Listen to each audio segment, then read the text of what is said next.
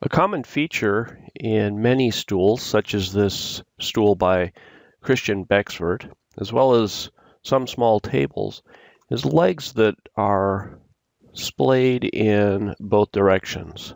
In SketchUp, they can be a little bit of a challenge to get positioned, but there's a great tool for helping you with this.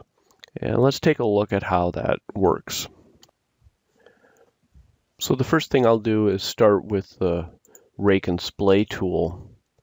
So call that from the Tools menu, and we get this cursor. And its lower left corner is really the business end of it. Come in and hover till you get the yellow dot at the origin and then click. You get a little input box here where you can put in your rake and splay angles. The rake is the front to back angle and the splay is the side to side. On the stool by Christian Bexford, the rake angle is 5.5 degrees and the splay is 8 degrees. The height of the leg is 28 inches. We don't really need that dimension here, but it's just easier to put that in. Segments relates to the number of segments in a circle that could be used as a follow-me path for a turned leg. And the plugin actually generates that circle at the rake and splay angle. We're doing a leg. The other type of option here is box, but we'll stick with leg and we'll just hit enter. And the plugin draws and automatically displays the faces aligned with those rake and splay angles. If we open the window menu, let's go up here, go to layers, you'll see that there's a number of layers created. There's a miter plane, that follow me circle, you can see that set at an angle here, and some other lines. We will eventually want the sighting plane and at least one of these rake or splay planes. Those are individual items and we can use any of them. I'm going to turn off all the layers for the moment and draw the leg. And I'm going to start by drawing a rectangle or a square out here. It's 1 1/8 square at the bottom, and it's 28 inches tall. Now the top of it is 1.5 inches square, and I'm just going to use the scale tool on that top face. So I double clicked on the top face to select the face and its bounding edges, and then hit S. That's the default for the scale tool. And I'm going to grab this outside corner and I'm going to just drag it out this direction. And normally the scale tool is asking for a scale factor, but if we put in the inch units, then we will get the sides to be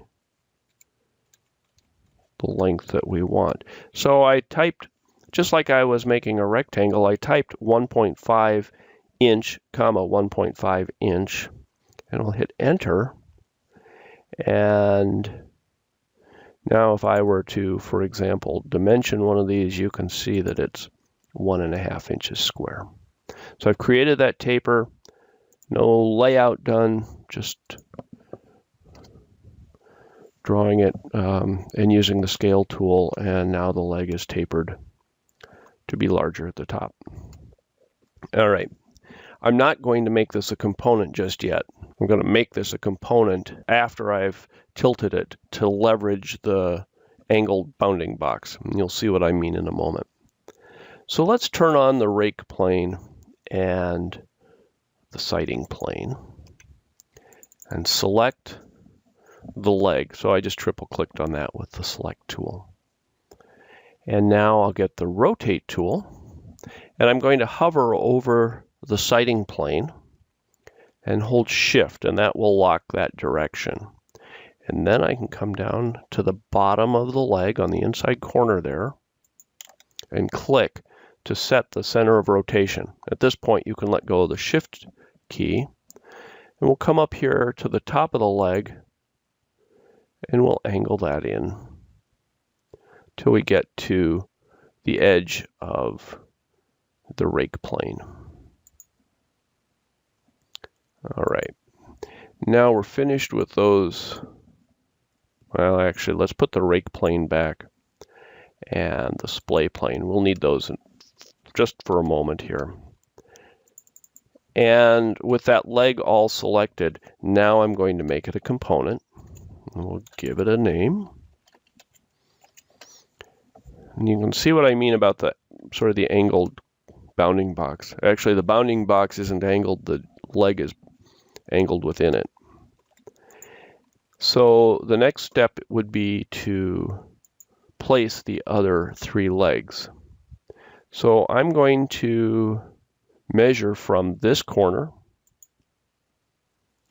over the width of the stool at the front, and in this direction in the back, or along the side. I entered the wrong number for this one, so let's get rid of that. And we'll put in the right value. All right, now we're finished with those planes. And so I've selected the leg, and I'm just going to move it over, and the exact distance doesn't matter here. We'll fix that in a moment. And then I'm going to use flip along components red. So that creates a mirrored copy of the leg. And I'll just grab it by that corner and bring it over to that guide point. And now I'll select both legs and copy them to the back. We'll flip those. I have a keyboard shortcut for this flipping operation because I use it so frequently. I just used it for that. Set it at the corner. We'll delete our guides. And now the legs are drawn, and it would be just a matter of drawing the parts to fit in between. You're really finished with all of these layers. You can select those layers and click on the delete layer, the little minus in the circle. And in this case, we want to delete the contents of those layers. And now we're ready to continue on with the rest of the stool.